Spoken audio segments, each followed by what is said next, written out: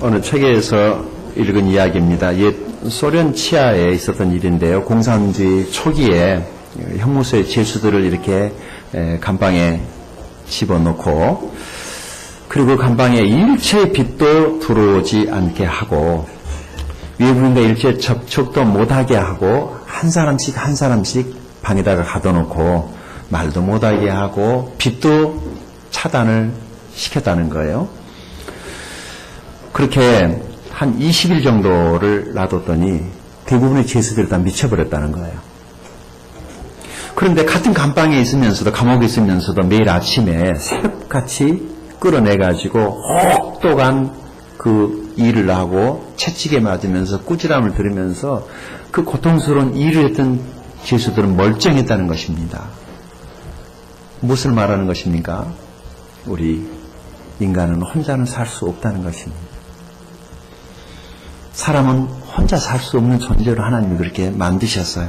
살든지 좋든지 같이 어울리면서 부대끼더라도 힘들더라도 그렇게 살도록 하나님께서 만드셨습니다. 때로는 사람들 때문에 힘들기도 하고 상처받기도 하고, 또 그래서 때로는 아무것도 모르는 곳에 가서 혼자 살고 싶은, 저 무인도에 가서 아무도 없는 데가 혼자 살고 싶은 그런 생각이 들 때도 있지만, 그렇다 혼자 살 수도 없는 일 아니겠습니까? 무인도에 가서 혼자 사는 것보다 아웅다웅 하더라도 가족들이랑 사람들이랑 부대끼면서 사는 것이 인생인 줄로 믿습니다. 함께 사는 것이 사실은 힘이 되거든요. 힘들고 어렵지만 그 속에서 뭔가를 배우는 것입니다. 그 부대낌 속에서 서로 부딪히면서 서로 아파하면서 나라는 존재가 성장해 가는 것입니다. 자동차에 그 오일이 떨어져 버리면은 엔진이 피스톤하고 실린더가 마찰을 하기 때문에 열이 나서 붙어버리게 됩니다.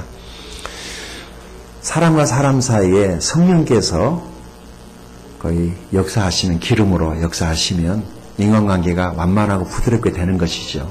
예수님과 구원받으면 성령께서 우리 가운데 당신의 기름 부으심으로 인간관계를 마치 자동차의 윤활유처럼 완만하게 해주는 것입니다. 우리가 왜 예수를 믿고 구원을 받아야 되는 것이냐? 성령께서 오셔서 우리의 관계 속에 당신의 그 기름 부음을 허락하시면 인간관계가 완만하게 진행되기 때문에 똑같은 상황 속에서도 하나님의 사람들은 견디는 것입니다. 이 기름이 없으면 자동차가 이렇게 엔진이 붙어버리는 것처럼 많은 사람들이 열받는다는 얘기를 많이 하죠. 그 열받는 것입니다. 화이바이 스팀 이렇게 올라가는 것이죠.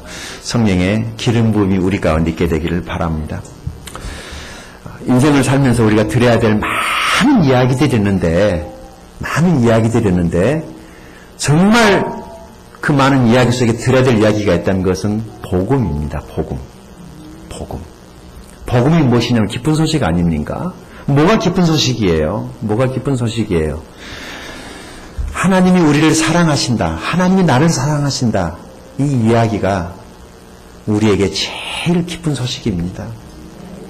이걸 전해든 사람이 잘못 전하니까 복음이 아니라 종종 소음으로 들려가지고 전하고자 하는 그 의도는 좋지만은 이 복음 이야기가 사람들에게 전달될 때 잘 정제돼서 정확하게 알아듣기 쉽게 복음이 전달되면은 소음이 아닐 터인데, 전하고자 하는 열망이 너무 많은 사람들이 열망만 가지고 가서 전한다라고 전한 것이 복음이 아니라 소음이 돼서 요즘에 전도하면 사람들이 싫어하지 않습니까?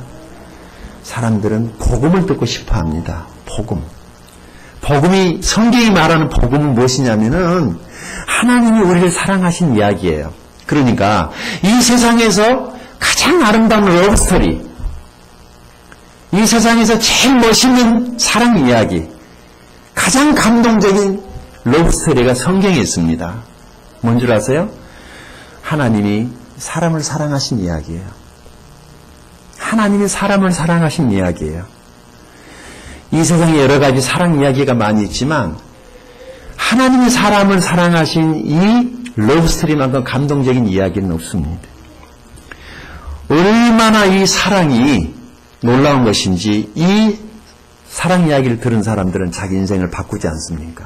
하던 일을 그만두고 목회를 한다든지 자기 모든 것을 다 내려놓고 가난한 나라 빈민들이 있는 곳으로 선교사로 간다든지 이 사랑 이야기를 전해주고 싶어서 우리는 지금 마가가 전해주고 있는 예수님의 복음 이야기를 듣고 있습니다. 마가가 지금 이 복음서를 통해서 우리에게 전해주고 싶은 이야기의 핵심은 뭐냐면은 하나님이 우리를 사랑하셨다는 것입니다. 하나님이 바로 오늘 예배에 나오신 여러분을 그리고 저를 사랑하신 이야기를 여기 글로 적고 있습니다. 오늘 또 이 복음 이야기가 저 여러분 마음속에 감동이 있기를 바랍니다. 이 복음 이야기를 통해서 삶의 변화가 있기를 바라고 하나님께 더 가까이 나아가는 그런 시간이 될 수 있기를 바랍니다. 여러분 우리가 아시는 것처럼 이스라엘 백성들은 말이죠. 하나님을 어느 정도 믿었냐면은 지독하게 믿었어요. 어떻게 믿었어요? 지독하게 믿었어요. 그냥 이걸 어떻게 말해야 할지 모르겠어요. 그냥 악질들처럼 믿었어요. 어느 정도 믿었냐면은 너무 믿어가지고 자기들 스스로가 스스로의 함정에 빠져버렸어요. 그래서 하나님이 우리를 죄에서 구원하기 위해서 자기 아들을 세상에 보내는데 하나님의 아들이 왔는데 하나님의 아들을 믿지 못할 정도로 빠져버렸어요. 그러니까 이 신앙이라고 하는 게 그런 모순이 있을 수 있어요. 여러분 제가 질문 한번 할게요. 꼭 대답은 안 하셔도 됩니다. 하나님을 다른 사람에게 설명할 수 있나요? 어떻게 생각하세요? 하나님을 설명할 수 있나요? 설명이 안 돼요. 근데 사람들이 설명해 보겠다고 어쩌고저쩌고 그러는데요. 사실 못 알아들어요. 하나님은 설명해서 되시는 분이 안 돼요. 느껴야 돼요. 경험해야 돼요. 죽을 만큼 힘들었다가 그 죽음의 자리에서 하나님이 좀 건져내야지 살았구나. 누구 때문에? 그렇게 경험할 수 있어요. 그래서 사람들이 뭐 하나님을 어떻게 좀 설명하면 되는 줄 알고 어쩌고저쩌고 그러는데 이게 안 되는 거예요. 이스라엘 백성들을 보면은요. 하나님께서 그렇게 그 백성들에게 당신을 계시했어도 이스라엘 백성이 알아요? 몰라요? 몰라요. 우리는 이방인들 아닙니까? 우리는 더 몰라요. 우리는 더 모릅니다. 예수님께서 마태복음 1장 21절에 예수님은 자기 백성을 그들의 죄에서 구원할 자라고 이렇게 그 이름 안에 구원자라고 하는 그 이름을 가지고 이 세상에 오셨어요. 그런데 성경을 보게 되면 가장 슬픈 구절이 요한복음 1장 10절하고 11절이에요. 그곳에 보면은 자기 땅에 오매 자기 백성이 영접하지 아니하였으나 자기 땅에 오매 자기 백성이 받아들이지 않았단 말이죠.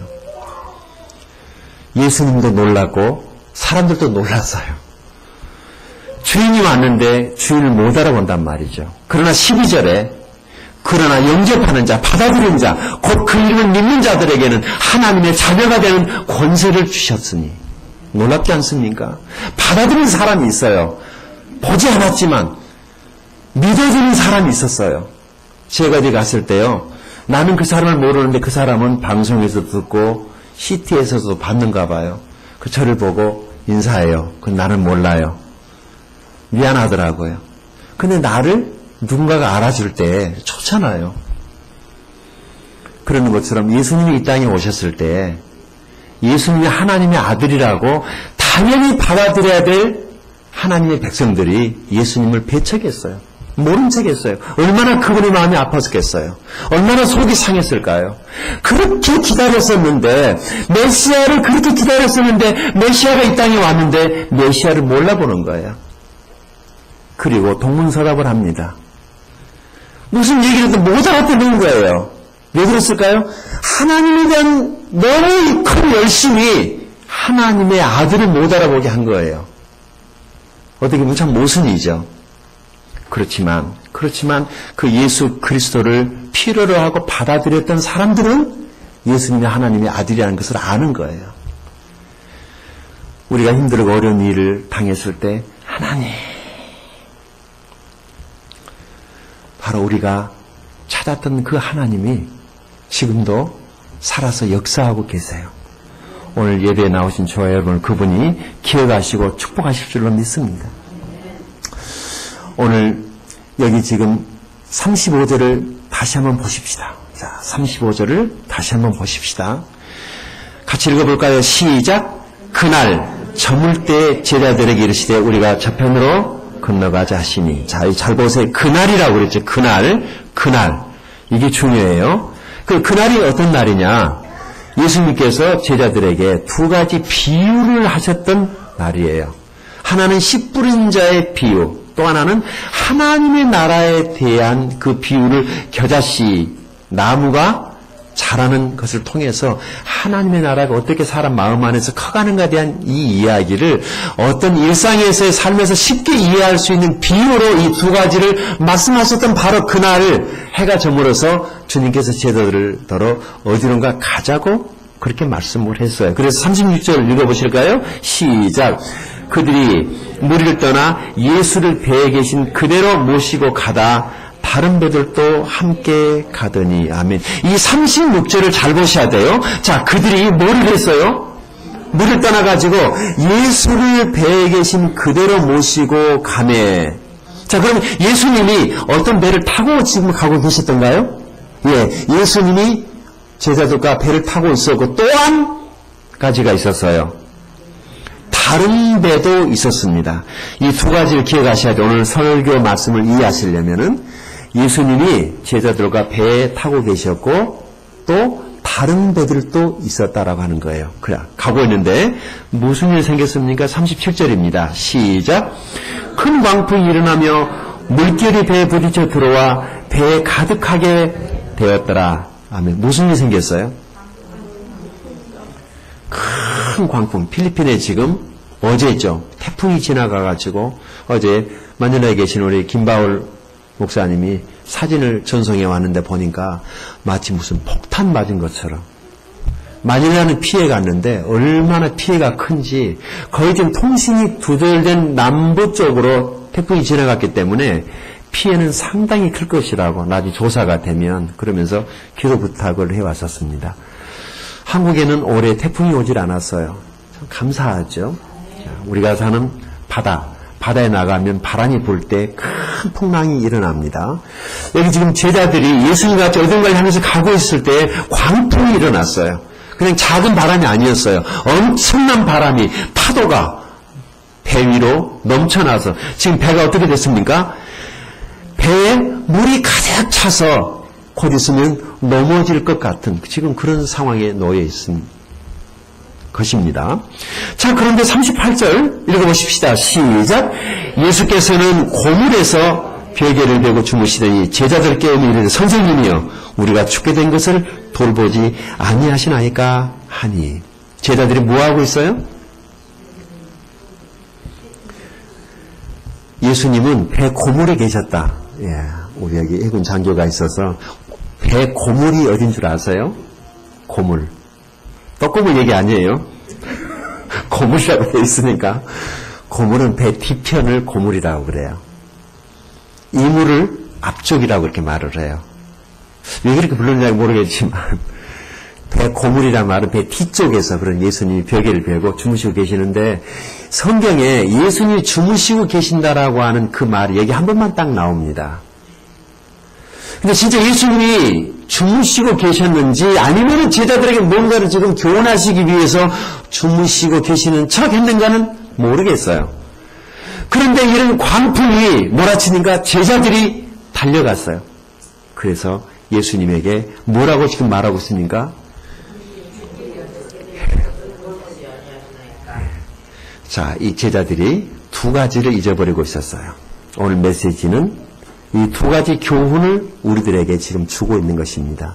첫 번째, 제자들이 잊어버린 것 한 가지는 예수님이 그들과 함께 있었다는 것을 잊어버렸어요. 여러분, 예수님은 어떤 분이십니까? 하나님의 아들이십니다. 하나님의 아들이세요. 여기 아까 35절에 그날이라고 그랬죠. 그날.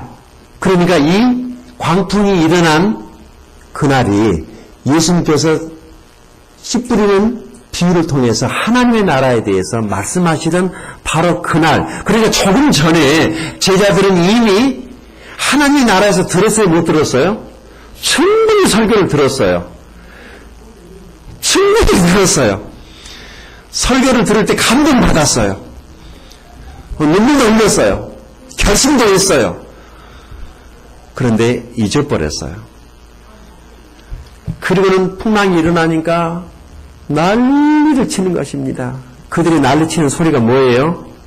선생님, 우리가 지금 죽게 됐습니다 하는 거예요. 죽게 됐습니다. 뭘 잊어버렸어요? 예수님이 자기 배에 같이 있다는 것을 잊어버린 거예요. 우리 같지 않습니까? 우리도 그냥 조금 무슨 일만 있으면 난리를 칩니다.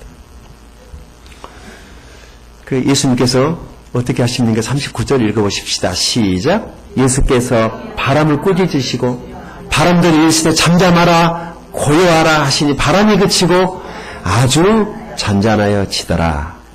이에 제자들에게 이르시되 어찌 이렇게 무서워하느냐 너희가 어찌 믿음이 없느냐 하시니 그들이 심히 두려워하여 서로 말하되 그가 누구이기에 바람과 바다도 순종하는가 하였더라. 아멘.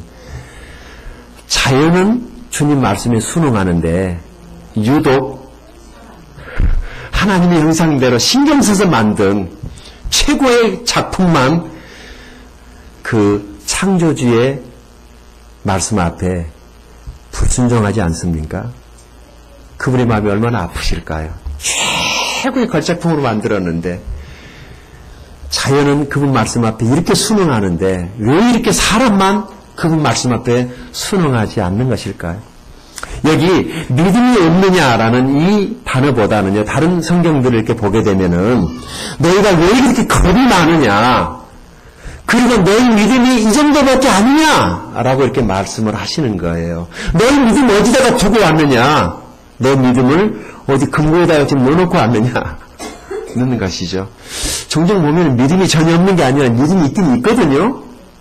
근데 급할 때 그 믿음을 까먹는다는 게 종종 문제죠. 아프리카에 가면은 그 비르새라고 하는 그 새가 있다고 그래요. 그런데 이 새는 평소에는 아주 잘 날아다니는 새인데 땅에 내려와가지고 지렁이 같은 것을 이렇게 잡아먹고 그러는데 갑자기 큰 동물이 욱 하고 나타나면은 새니까 날아가면 되잖아요. 그냥 날개가 안 펴져 버린대요. 그래가지고 그 짧은 발로 도망치다가 짐승에게 잡혀 먹어버린대요. 따라 하십시다. 내 모양이네.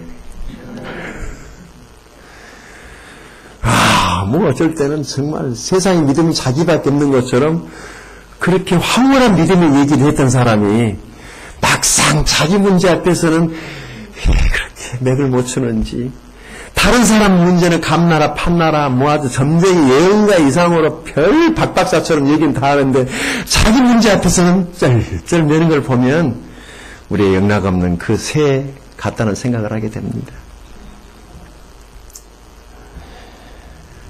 우리 말씀으로 다시 보십시다. 38절에 이 제자들의 말하는 걸 다시 한번 보십시다. 뭐라고 그랬습니까? 38절. 선생님, 우리가 죽게 된 것을 돌보지 아니하시나이까. 이렇게 말만 이렇게 써졌지 그 현장에 누가 그랬는지 아이가 모르겠지만 한번 상상을 해보시면 누가 그랬을 것 같습니까? 비교적 다혈질의 사람이 있잖아요. 무슨 일만 생기면 막 동네방네 뛰어다니면서 가만히 있지 못하는 사람들. 이 가만히 보니까요, 우리들이 무슨 일을 안 하면은 불안하죠. 그런 생각 안 드세요? 그래서 사람들이 뭔가를 해야지 직성이 풀려요. 가만히 있지를 못하더라고. 가만히 있지를 못해요. 특별히 한국 사람들을 가리켜서 좀 유별나다고 그래요. 유별나다고. 그래서 외국에 가면은 한국 사람들에게 제일 먼저 배우는 말이 빨리빨리. 빨리빨리. 가만히 있지를 못하는 민족이에요. 나를 가만히 봐도 가만히 있지를 못해. 뭘 해야지 직성이 풀려요. 좀 가만히 있으라 그러면 몸에 막 몸살이 막 나는 것 같아요. 그냥 뭘 해야 된단 말이에요. 근데 하나님은 원래부터 우리가 바쁘게 살기 원하셨을까요? 어떻게 생각하세요?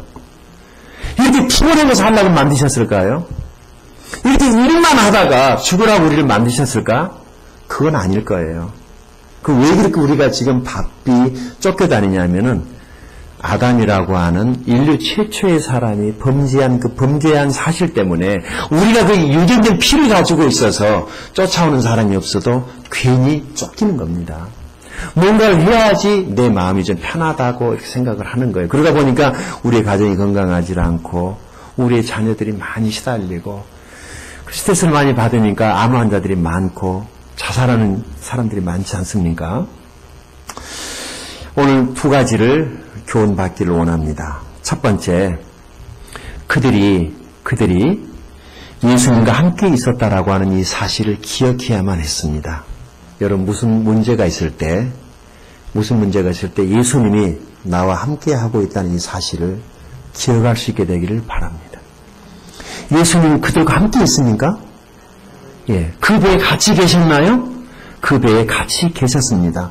그러니까 한 배를 탄 공동체, 같은 운명, 죽으면은 같이 죽죠. 예수님만 무리로 걸어가시고 제자들 나 모르겠다. 너 빠져 죽어라 그러셨을까요? 살면 같이 살고 죽으면 같이 죽는 같은 공동 운명체였어요. 같이 구원받은 사람은 예수님과 같이 이 땅을 살게 되는 줄로 믿습니다. 구원받은 사람은 주님이 그 가정에 함께 있다는 것을 믿으시기 바랍니다. 구원받은 사람은 주님과 같이 있는 것입니다. 예수 어디 가신 게 아니고 거기에 계셨단 말이죠. 그런데 풍랑이 몰아치니까 제자들은 자기들만 이 풍랑 속에서 빠져 죽는 대로 생각을 하고 살려달라고 이렇게 아우성을 치고 예수님이 거기 함께 있다는 것을 생각하지 못했습니다. 우리가 예수님을 잊어버린 때는 언제입니까? 주로 우리 문 앞에 어떤 문제가 생겼을 때 우리가 그때 잘 가다가 주님이 함께 있다는 것을 놓쳐버릴 때가 있지 않습니까? 아침에 큐티했는데 직장에 나가서 깜빡 큐티했던 것들을 까먹고 자칫 이 험한 인생길을 혼자 사는 것으로 생각될 때 낙심이 되고 그런단 말입니다. 사실 여러분 이 본문을 정확하게 보게 되면은 이 믿음이라고 하는 것이 무엇이라고 정의를 할 수 있을까? 이 본문에서 제자들이 가졌어야 될 믿음이 뭐죠? 이 제자들이 예수님을 계속해서 바라보고 있었어야 돼요. 그리고 믿음이 뭐예요? 다른 거 아니에요. 바라보는 거예요. 믿음이 뭐예요? 예수님을 바라보는 거예요. 예수님을 바라볼 수 있기를 바랍니다. 그런데 바라봐도 예수님을 안 바라보고 그들의 시선이 어디에 있어요 지금? 광풍에 있었습니다. 이러다 죽는 것 아니야. 이러다 죽는 것 아니야. 언제나 내 문제가 크게 보이죠. 내 문제가 크게 보이는 거예요. 내 문제밖에 안 보이는 거예요. 그래서 진짜 주님이 나를 도와줄 수 있음에도 불구하고 내 스스로 절망감에 빠진단 말이죠. 말씀을 보니까 하나님께서 두려워하고 있었던 여호수아에게 약속하신 말씀이 여호수아 1장 5절에 있는데 너희 평생에 너를 능히 당할 자가 없으리니 내가 모세와 함께 있었던 같이 너와 함께 있을 것이니라 내가 너를 떠나지 아니하며 버리지 아니하리니 라고 약속을 해주십니다. 함께 하시겠다는 약속 아닙니까? 히브리서 13장 5절 보게 되면은요, 경제적인 어려움 때문에 초대교회 성도들이 유럽에 여러 지역에 흩어져 살 때, 이거 신앙의 길을 선택을 해야 되나, 아니면은 삶의 경제적인 문제를 해결해야 되느냐의 기로에서 경제적인 것을 우선하다니 신앙을 저버리는 것 같고, 신앙을 너무 우선하다니 경제적인 문제 때문에 힘들어하는 성도들에게 편지가 왔어요. 돈을 사랑치 말고 있는 말을 족한 줄 알라. 그가 친히 말씀하시기를 내가 과연 너희를 버리지 아니하고 과연 너희를 떠나지 아니하리라 하셨느니라 하고 하나님이 그들에게 말씀하십니다. 구원받은 사람, 신앙인은 하나님이 절대로 떠나지도 않고 버리지도 않으신다고 성경이 약속하고 있습니다. 여러분, 교회 오신 여러분 모두에게 이 약속이 여러분에게 믿어지는 약속이 될 수 있기를 바랍니다. 하나님이 나와 함께 하실 거야. 하나님 우리 가정을 지켜주실 거야. 하나님 우리 자녀를 지켜주실 거야. 하나님이 나를 지켜주실 거야 라는 그런 굳센 이 하나님의 약속을 여러분이 믿을 수 있기를 바랍니다. 예수님은 제자들에게 마태복음 28장 20절에서 약속하십니다. 내가 너에게 분부한 모든 것을 가르쳐 지키게 하라. 볼지어다 세상 끝날까지 내가 너희와 항상 함께 있으리라. 항상. 이게 중요합니다. 항상 함께 있으리라. 제가 즐겨 부르는 찬양이 하나 있습니다. 우리 반주자 반주해 주셨으면 좋겠네요. 제가 부를 때 여러분이 쳐다보고 있으면 제가 창피해서 못 부를 수 있으니까 괴로울 때 주님의 얼굴을 보라. 우리 찬양 한번 같이 불러보도록 하겠습니다.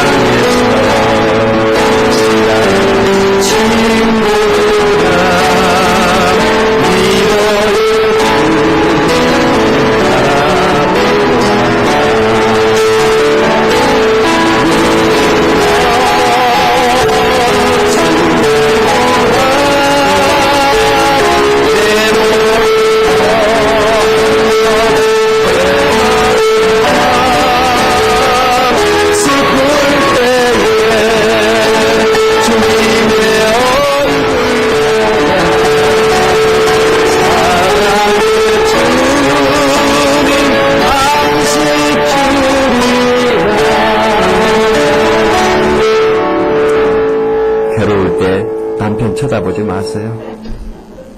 줄 게 없습니다. 괴로울 때 마누라 얼굴 쳐다보지 마세요. 예쁘긴 해도 줄 게 없습니다. 사람이라는 게 그래요. 줄 게 없어요.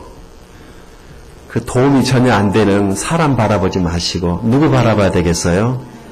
살아계신 하나님. 살아계신 하나님. 예수님은 살아계십니다. 그 주님을 바라볼 수 있기를 바랍니다. 오늘 이 믿음을 회복하는 여러분 될 수 있기를 축원합니다. 두 번째 교훈은 바로 이것입니다. 그들이 또 한 가지 잊어버리고 있었던 것이 뭐냐면 여기 36절을 같이 보십시다. 시작.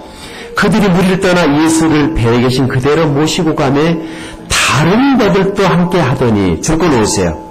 다른 배. 예수님 타고 가신 배뿐만이 아니라 그 옆에 또 뭐가 있었어요? 다른 배. 그러니까 다른 배도 같이 가고 있었는데 광풍 때문에 그들은 자기 배만 봤지 옆에 있는 다른 배를 보지 못했어요. 그러면 광풍이 몰아칠 때 제자를 타고 있는 그 광풍이 몰아쳤을까요? 다른 배에도 광풍이 몰아쳤을까요? 같은 바다였으니까 같은 광풍이 몰아쳐서 그 옆에 배도 지금 파도에 곧 가라앉을 것 같은 그런 위기가 있었을 거예요. 그러면 보세요. 이 성경을 보다 더 정확하게 우리가 해석을 한다면 이 제자들이 일어나서 주님에게 가서 주여 우리를 살려주십시오 라고 말할 것이 아니라 뭐라고 말했었어야지 될까요? 그래 주님은 우리랑 같이 있으니까 적어도 난 안심할 수 있잖아요. 그러면 가서 뭐라고 했었어야 돼요? 주님 제자들을 좀 도와주십시오. 이래야지 믿음의 사람이요 신앙의 사람이 할 말 아니겠어요? 그런데 옆에 배를 못 본 거예요. 내 코가 석잘해서 내 문제가 워낙 커 보이니까.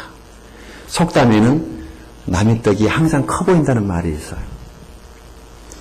여러분 남의 떡이 큰 게 아니고요 사실 내 떡이 커요. 남의 떡과 비교하지 마세요. 그쪽 배도 어려움 당하고 있어요. 나만 어려움 당하고도 생각하지 마세요. 어쩌면 그쪽 배가 더 문제가 심각한지 몰라요. 우리가 이 어려움이 왔을 때 진짜 더 큰 문제는 뭐냐면 나의 이 어려움 때문에 나보다 더 어려운 사람을 바라볼 수 있는 마음이 여유가 없다는 것이 우리를 더 불행하게 만든다는 사실입니다. 아까 그 감방에서 홀로 있다가 미쳐버린 사람들처럼 갇혀버렸기 때문에 자기 문제에만 급급해서 내 문제가 해결되고 난 다음에 다른 사람의 문제를 해결하겠다는 사람은 평생 자기 문제에서 빠져나오지 못합니다. 그러나 내 문제는 내 문제지만 저 사람의 문제가 더 크다고 여겨져서 다른 사람의 문제는 해결해주고 왔더니 내 문제가 해결되었다라고 말하지 않습니까? 우리 주님께서 마태복음 6장 33절에 너희는 먼저 그의 나라와 그의 의를 구하라. 그리하면 이 모든 것을 너희에게 더하시리라. 내 문제도 중요하고 내 가정 문제도 중요하지만 나보다 더 험악하게 사는 사람들 문제도 우리는 돌아볼 수 있는 마음의 여유가 필요합니다. 눈을 들어서 주변을 한번 돌아다 보십시오. 나보다 훨씬 힘들게 사는 사람들이 너무도 많이 있습니다. 나만 이런 상처 속에서 허덕이는 것이 아니라 다른 사람들도 다 그런 문제 속에서 헐떡이고 삽니다.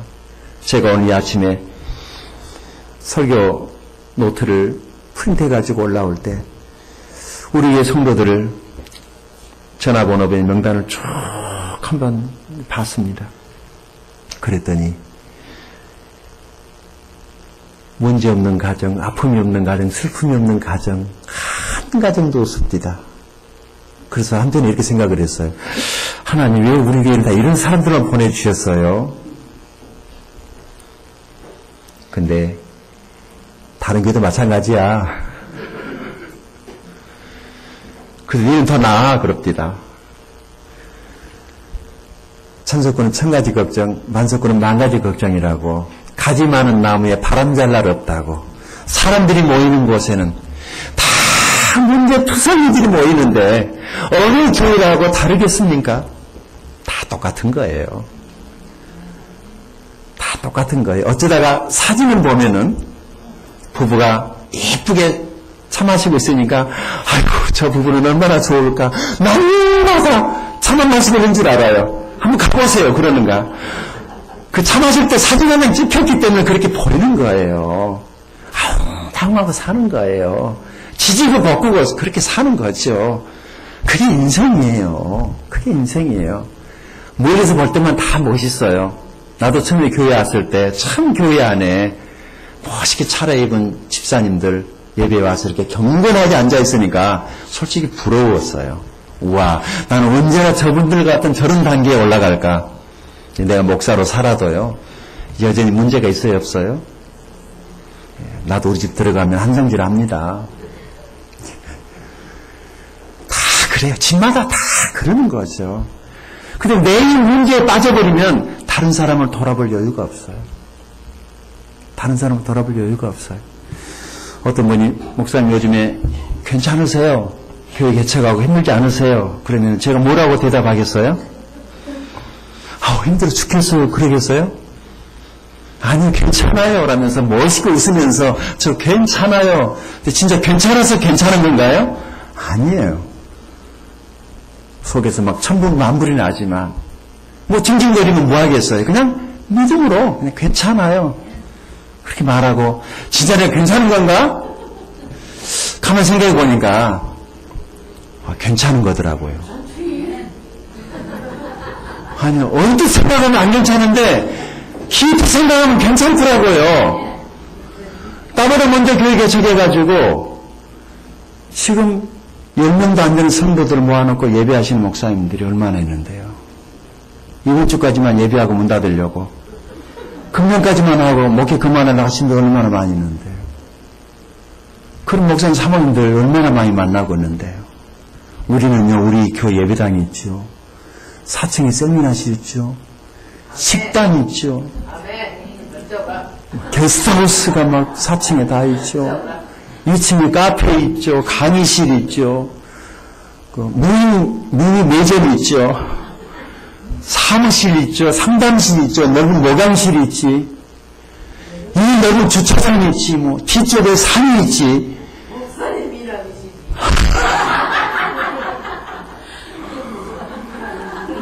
생각해보니까요, 없는 게 없더라고요. 아멘.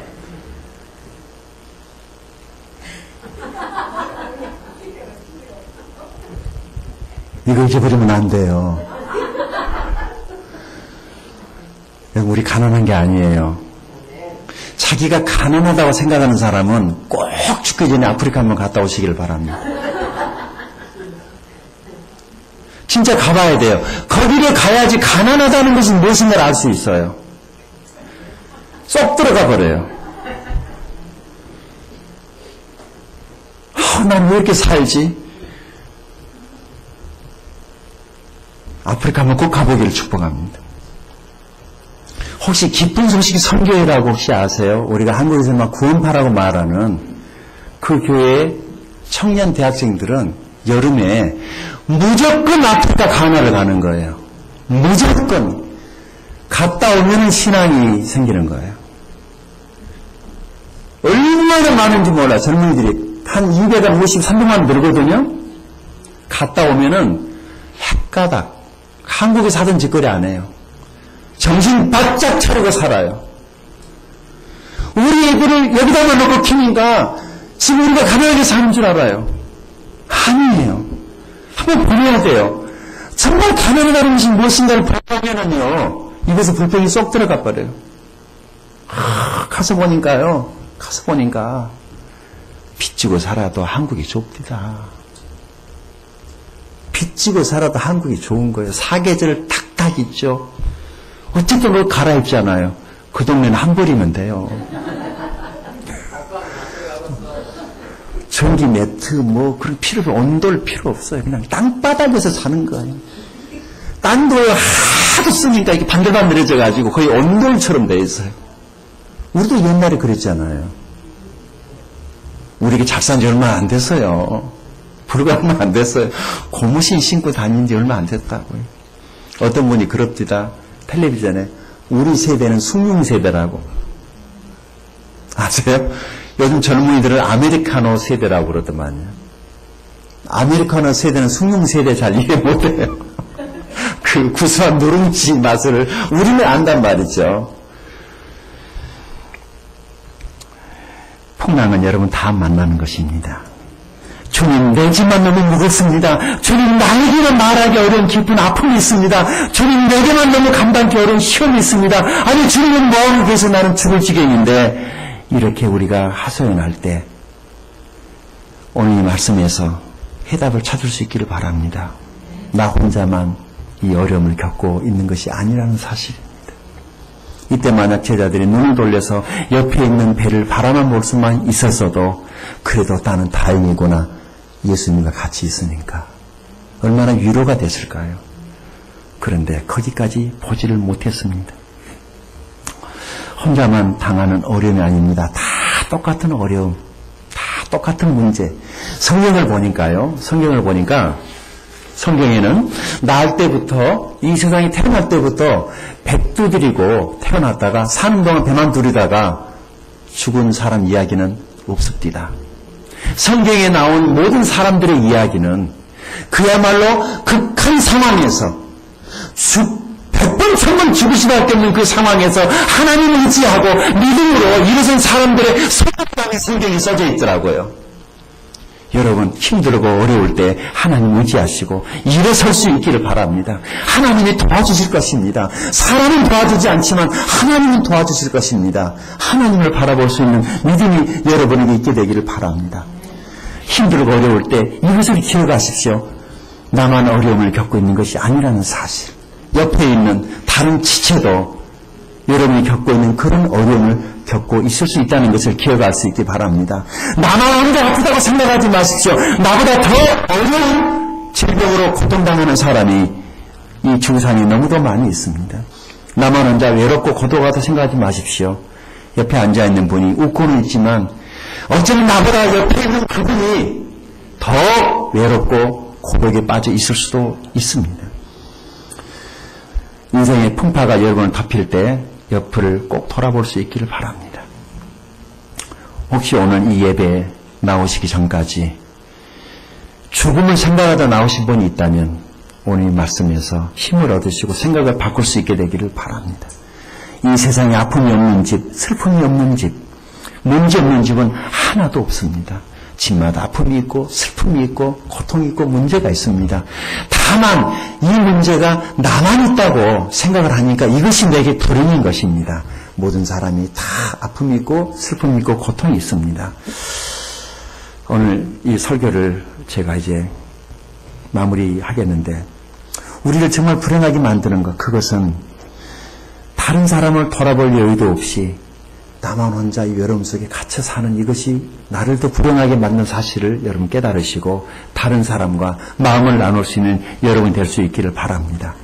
오늘 이 두 번째 메시지가 뭐예요? 서로 돌아봐야 한다는 것입니다. 그러면 격려가 될 수 있어요. 우리 목장에 매주 이 목장 교회에서 모이는 것이죠. 그곳에 밥이 없어서 밥 먹기 위해서 모이는 것은 아니지 않습니까? 우리 목장 교회를 모이는 그곳에서 우리가 서로 교제하는 것입니다.